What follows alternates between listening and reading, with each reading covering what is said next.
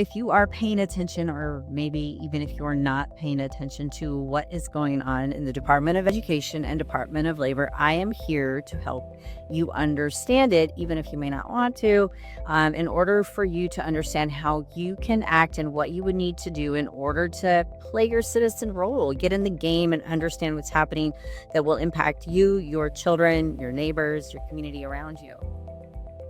Everyone, it's nice to be back. And Secretary McMahon, thank you for getting us off to a good start here in the next work period. Thank you for coming to discuss the President's fiscal year 2026 budget request and your priorities for the Department of Education. It's a notice. Without objection, the chair may recess the committee at any point. Today's hearing is about examining the policies and priorities of the Department of Labor. And I'll start by saying that this really is an explanation of how I've heard things. Obviously, I hear things differently than maybe you do. So if you've learned something as you go and watch the detailed hearing, or maybe you review the notes yourself, obviously let me know. Come back in the comments and let's have a chat conversation. And if you haven't met me yet, I am Kim Kelly, is CEO and co-founder of PeopleWork, and I have skin in the game because of what the government is doing, because one of the great things that PeopleWork system does is help to really create a accountability system for how our tax dollars are spent for the benefit of us, the citizens. Why we contribute to taxes anyways, right? We all want to make sure that we are contributing to the greater good, because that's really government's function. And now for the Department of Education hearing, what you are going to learn is really how they go about discussing the budget that really surprises me. And there are structures to these, or expectations to these conversations, that I just, I don't have to deal with, because I'm not a public official. I'm not a senator, or I'm not the secretary of, but I am a citizen. So our government body works for us. So how I heard this information is really what I want you, everyone watching, to kind of digest and maybe understand why I'm so passionate about getting citizen-managed programs through PeopleWork for the benefit of you, the individual. I'm come from big juggernaut corporations, and when we set up meetings, we have clear objectives of why we're having the conversation. We don't use that typically as a podium for stating our opinions on various matters. What was fascinating to me is to hear words like, we want to have the wisest citizen group, and our education and our reading scores are horrible. But then I heard a lot of mix of stuff that in other countries you don't really talk about when you're talking about a budget for the purposes of education. So listen, because I didn't hear really what is the goal in 2026, 27, and 28. 2025 is gone. Whatever happened and is happening today is really the residual, the last bit effort that we're going to really play out as the last administration's, whatever the last administration decided to do, that's kind of what we're living with. So what I'm looking for is to help create wiser citizens, create young adults that have better attention spans, provide for the technology and resources that allow people to learn and get a way of evidence, of creating evidence around that learning. And then what I would have expected to hear is that when we have decided what we're going to do to create super smart human beings in the United States, all of the spending that would have been allocated to just pay for those things. As you can hear from other senators, the connection between our K-12 education system and workforce issues, which is, of course, implicit in the very setup of this committee. It is the Education and Workforce Committee, which you were once a member of.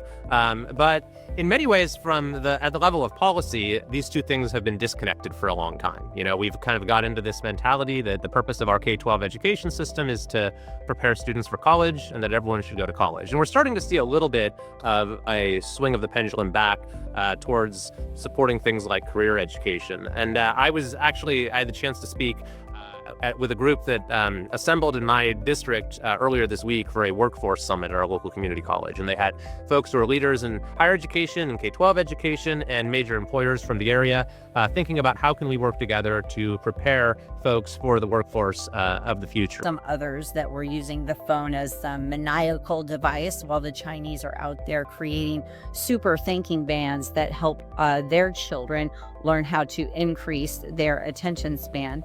We are in the middle of discussing whether or not special programs need to be funded. Programs that support non-traditional students in higher education, including TRIO, Gear Up, and See Campus. And you are proposing to drastically reduce the maximum Pell Grant award by almost $1,700, which have a devastating consequence for our nation's lowest income students, including those looking to acquire new skills to meet the needs of local employers and in-demand industries. That what we've been doing is not working. So if what we've been doing is still not working, then why are most of the conversations that have been brought forth by these senators really just perpetuating the same process? So while we do have aspirations about making sure that we are spending within our means, if we collect so much money in taxes, we can only spend so much money in taxes, and there is no fictional bank that we can continue to draw money on, not at least if we continue to aspire to be a really powerful country around the world, economically speaking.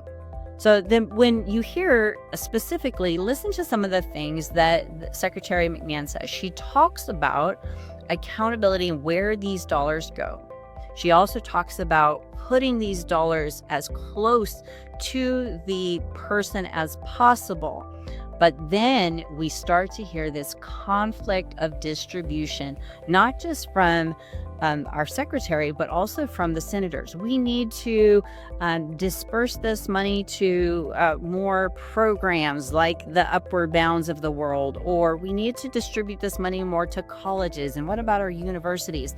All while saying we really need to create a more work-ready workforce. I mean, you heard that with some of the comments from some of the senators saying we want them to be employed and we don't want them to overinvest in education because we don't want them to have this unburdened debt, but all in the while they're all saying, hey, still go after that college degree just because, there's a college degree. So what I want you to take away from this as a viewer is two things. One, if you want funding to be closer to you, the citizen, you are a parent, you are an adult who is going to have to reskill. You are, if you are responsible for other young adults, and you think that money should be accessible to you directly and not controlled through the school, the rooftop, the organization, then share, like, and subscribe what we are doing, because the government is currently considering alternate ways of distributing those tax dollars in order to achieve the greater objective. And the clear objectives are, how do we use our tax dollars more effectively?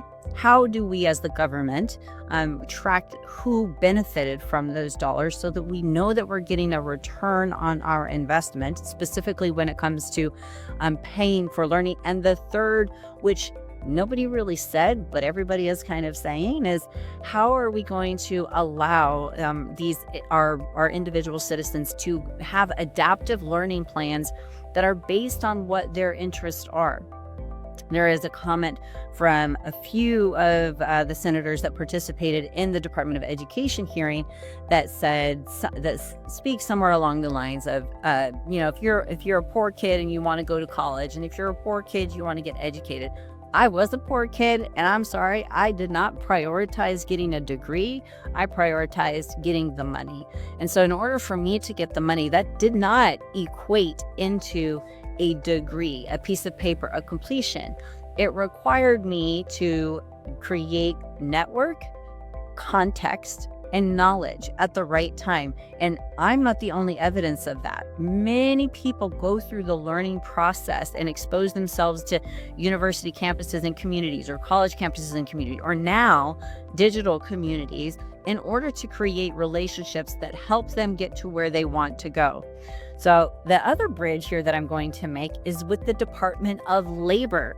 It's interesting that the $63 billion budget that the Department of Education has put forth and has also overlapped with the Department of Labor Skilling and Education budget, which is another $4 billion.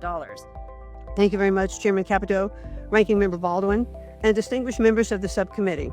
Thank you for having me today to represent the goal I share with my boss, President Trump, to responsibly eliminate the federal bureaucracy, cut waste, and give education back to states, parents, and educators. With your partnership, the fiscal 26 budget will take a significant step toward that goal. We seek to shrink federal bureaucracy, save taxpayer money, and empower states, who best know their local needs, to manage their education in this country. And we're working to make American education great again. In our conversations with governors, teachers, and parents across the country, we hear calls for accountability and more local control.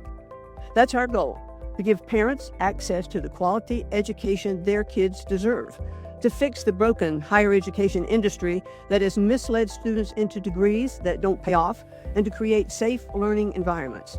We're holding institutions to account when they facilitate discriminatory or hostile environments on campus.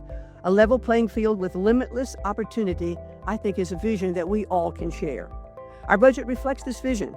Its cuts reflect a bureaucracy that is getting out of the way, and its continuations and increases represent smart spending that will help improve student achievement and not serve bureaucratic interests. Our goal is clear: make education better, fairer, and more accountable by ending federal overreach and empowering families, schools, and states who best know the needs of their students. Putting American workers and businesses first is a priority I share with President Trump, and he's delivering with nearly $10 trillion in private investments and almost 500,000 new jobs. To further stimulate our economic comeback, the Trump administration is overhauling the waste and abuse that has characterized the federal government's use of tax dollars for decades. The Labor Department is looking at ways to streamline federal programs and evaluate how taxpayer dollars are spent. In line with this approach, the budget proposes to eliminate ineffective training interventions. Consistent with these efforts, the President's fiscal year 2026 budget gives states the flexibility to spend workforce dollars in the way that makes the most sense for them. By consolidating siloed federal job programs into single Make America Skilled Again grants, states and localities will be able to spend more time and money delivering high quality training for their workers. Pursuant to 2 critical executive orders, my department is hard at work collaborating with the Department of Commerce and Education to unlock the potential of the American worker. We are looking to strengthen registered apprenticeships, modernize workforce development programs, and invest in opportunities that upskill workers to meet current labor market demands. So my concern between Secretary of Labor Lori and Secretary of Education Linda is that we're duplicating our spending and we're not talking to each other effectively. If we used people work as an example, as a system of record to distribute those funds to individuals so that they can get the modern type of learning and education in order to get that goal job, we might be able to do a better job in 2027 planning for 2030 and beyond to say how much money should we allocate so that people can pay a reasonable fee for ongoing learning and development for the purposes of ongoing employment. There would also create this natural organic split between the world of the 80% of us that are the doers in terms of, hey, let's just get this done, we're not super brainiacs, and the 20% that are brainiacs that are out there solving the next cure to the biggest disease, the next way of architecting and designing the sand dunes so that we don't get a tsunami that kills the whole world. Like the 20% that are the geniuses of the world have a different economic standard and access to education than those that need to be paying for it simply for the purposes of contributing to the daily grind of our economy. And that's what I aspire to hear from our secretaries and our senators. It's a better categorization of what is our goal for education in the United States and what is the responsibility of the Department of Labor beyond labor compliance. And maybe that's why the Department of Education and the Department of Labor have a potential to to maybe merge, if you will, because they have such a good complement to each other. Now, there's other organizational design opinions that I have on our federal government system, but today I'm just focused on what my passion is about Department of Labor and Department of Education coming together so that you can evolve with the future of work.